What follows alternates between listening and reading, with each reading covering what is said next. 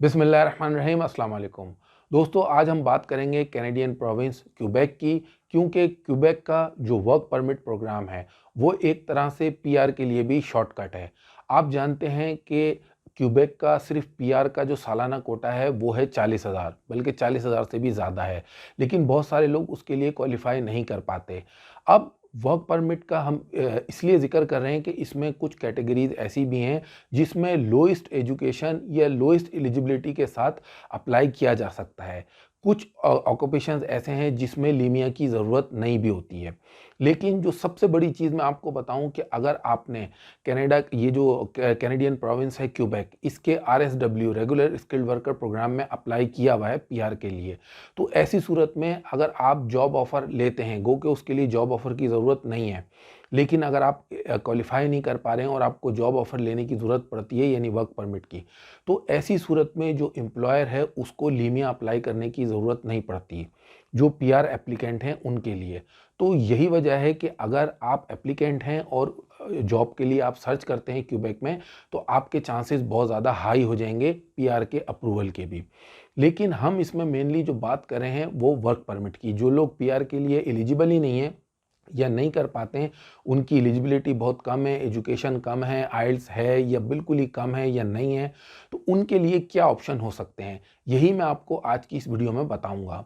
Quebec का work permit visa, इसके बारे में मेनली हम डिस्कस करेंगे। अब ये आप पे डिपेंड करता है कि आप अगर पीआर के लिए इंटरेस्टेड हैं तो आप उस तरफ इसको यूज़ कर सकते हैं, अगर आप चाहते हैं कि सिर्फ वर्क परमिट, तो सिर्फ उस तरफ भी यूज़ कर सकते हैं।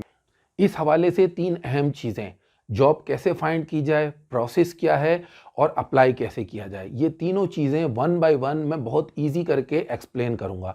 अगर इनमें से कोई एक भी फैक्टर आपने मिस किया तो आप इस पूरे प्रोसेस को समझ नहीं पाएंगे।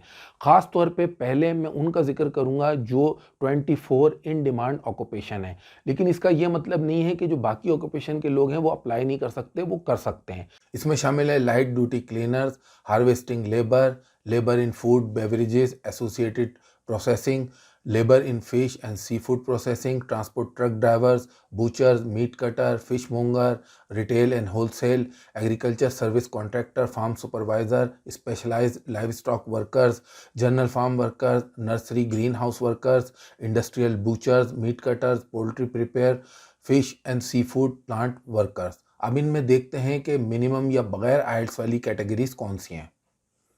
अब लाइट ड्यूटी क्लीनर 6731, इसमें जो जॉब टाइटल हो सकते हैं मुख्तलिफ, वो cleaner, hospital cleaner, hotel cleaner, house cleaner, housekeeping aide, housekeeping room attendant, light duty cleaner, office cleaner, sweeper. अब इसके लिए जो एजुकेशन या लैंग्वेज की क्या रिक्वायरमेंट है, आप देख सकते हैं employment requirement. There are no specific education requirement for occupations in this unit group. Certification for housekeeping room attendance और similar certification may be required. कुछ ऑक्यूपेशन जैसे हाउस कीपिंग वगैरह हैं, उसमें कोई आपसे डिप्लोमा या सर्टिफिकेट वगैरह की एम्प्लॉयर रिक्वायर कर सकता है, यानी वो मांग सकता है। हार्वेस्टिंग लेबर 8611, इनमें कौन कौन से आते हैं occupation? Apple picker, berry picker, farm labourer, fruit picker, fruit sorter, harvest hand, vegetable picker. अब इसकी employment requirement, there are no specific education और ट्रेनिंग रिक्वायरमेंट। एक और category 9617, labour in food beverages processing. इनमें कौन कौन से ऑक्यूपेशंस आते हैं? Bottle washing machine tender, labour, candy picker, dairy helper, food beverages processing, food processing labour, frozen food packer, meat packer, nut sorter, production helper, tobacco processing labour. Employment requirement, some secondary school education में be required. तो इसमें कुछ occupations और knock group ऐसे हैं जिनमें कम education या आइल्स के बगैर या कम आइल्स के साथ अप्लाई किया जा सकता है। बाकी जो ऑक्यूपेशन है वो आपने अपने नॉक कोड, उसकी कैटेगरी के हिसाब से उसकी रिक्वायरमेंट को चेक करना होगा।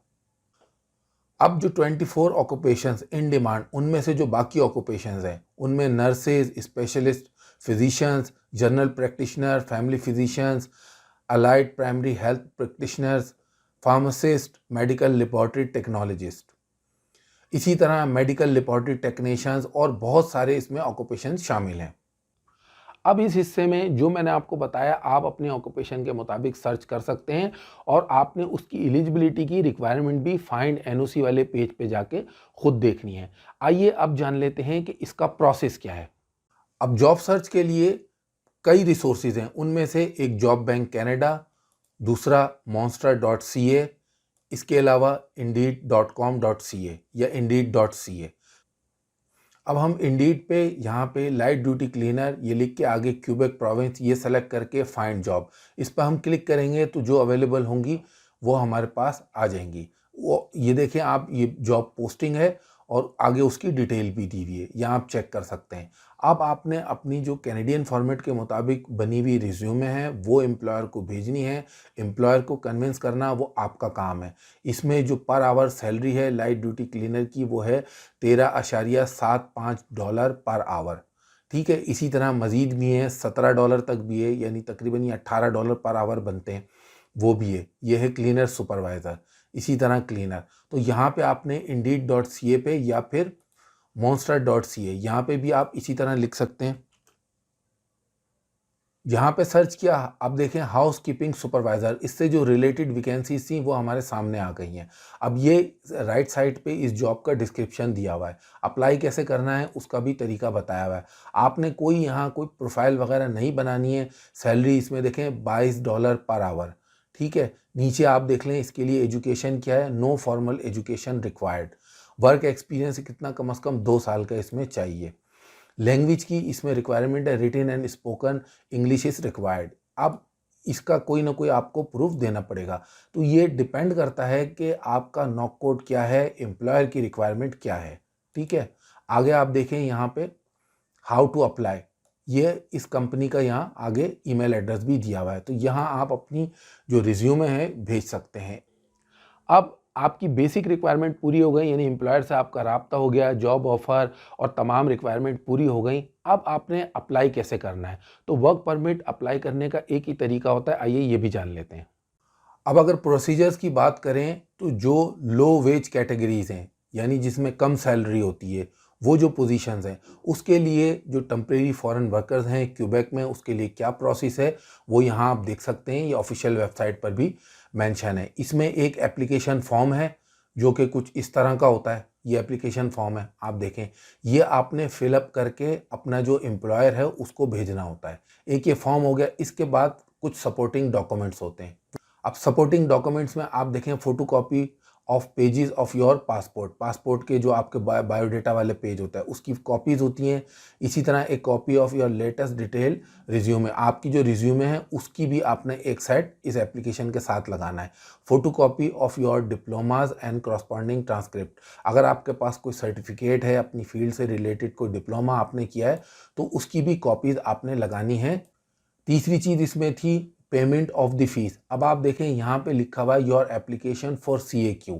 होता ये है कि जब आपको जॉब ऑफ़र मिल जाएगी तो जो क्यूबेक का एम्प्लॉयर है उसे एक CAQ के लिए वहाँ एप्लीकेशन देना पड़ेगी, यानी उसके पास LMIA होना चाहिए वहाँ पे, अगर आपकी LMIA के अंदर जॉब आती है। अगर आपने PR अप्लाई की हुई है तब तो एम्प्लॉयर को फिर LMIA अप्लाई नहीं करना पड़ेगा। अगर आप डायरेक्ट वर्क परमिट के लिए कर रहे हैं तो उसको LMIA के लिए अप्लाई करना पड़ेगा। अगर वो उसके पास है तो वो अप्लाई करेगा certificate of acceptance of Quebec, जिसे CAQ कहा जाता है। ये एक सर्टिफिकेट है, ये आपने अप्लाई नहीं करना है बल्कि आपका एम्प्लॉयर अप्लाई करेगा। आपने सिर्फ उसको ये एप्लीकेशन फॉर्म फिल करके उसके साथ सपोर्टिंग डॉक्यूमेंट्स लगा के ये भेजने हैं। अब फ़ी से रिलेटेड मैं आपको बता दूं, देखें इसमें यह लिखा है your application fee for CAQ, ये जो लेटर है जो एम्प्लॉयर लेगा और बाद में वो आपको भेजेगा। Note the fee can be paid by your employer. अब जब आपको क्यूबेक के एम्प्लॉयर से जॉब ऑफ़र मिल गई, आपने वर्क परमिट अप्लाई करना है, उसके लिए आपको IRCC की वेबसाइट पे आना होगा। आपके एम्प्लॉयर से आपको CAQ एक्सेप्टेंस जो लेटर होता है, सर्टिफिकेट, वो भी मिल चुका है, जॉब ऑफर में मिल चुकी है, LMIA की कॉपी भी उसने आपको भेज दी है। ये तमाम डॉक्यूमेंट्स आपके पास हैं तो आप यहाँ IRCC की canada.ca जो ऑफिशियल वेबसाइट है इस पे आएंगे और यहाँ पे आपने वर्क परमिट या वर्क वीज़ा के लिए एप्लीकेशन देनी है। उसके लिए तमाम प्रोसेस यहाँ मौजूद है। आप देखें वेयर यू अप्लाइंग फ्रॉम, आपको सबसे पहले यहाँ पे अपनी आउटसाइड दी कनाडा, आप आउटसाइड हैं तो यहाँ पे आपने इसको क्लिक करना है, get the application to work in Canada, यहाँ पे आपने क्लिक करना है और इसके बाद फिर आपने प्रोसेस को फॉलो करते रहना है। तो दोस्तों क्यूबेक का वर्क परमिट वीज़ा या टेम्परेरी फॉरेन वर्क परमिट, इस हवाले से कुछ बुनियादी इन्फॉर्मेशन मैंने आपके साथ शेयर की। आपने अपने ऑक्यूपेशन के मुताबिक उसकी रिक्वायरमेंट को सर्च करना है। बाकी ये डिपेंड करता है कि किस कंपनी से या किस एम्प्लॉयर से आपका राब्ता हुआ है और उसकी अपनी रिक्वायरमेंट क्या है। तो आपने इन तमाम जो मैंने 3 चीज़ें आपको बताई हैं, आपने अच्छी तरीके से उनको समझना है। उम्मीद करते हैं ये वीडियो आपको पसंद आई होगी। अगर पसंद आई तो इस वीडियो को लाइक कीजिए, अपने दोस्तों के साथ भी शेयर कीजिए। अगर आप हमारे चैनल पिक्स ट्यूब पे नए हैं तो हमारे चैनल को सब्सक्राइब भी ज़रूर कीजिए। वीडियो देखने का शुक्रिया।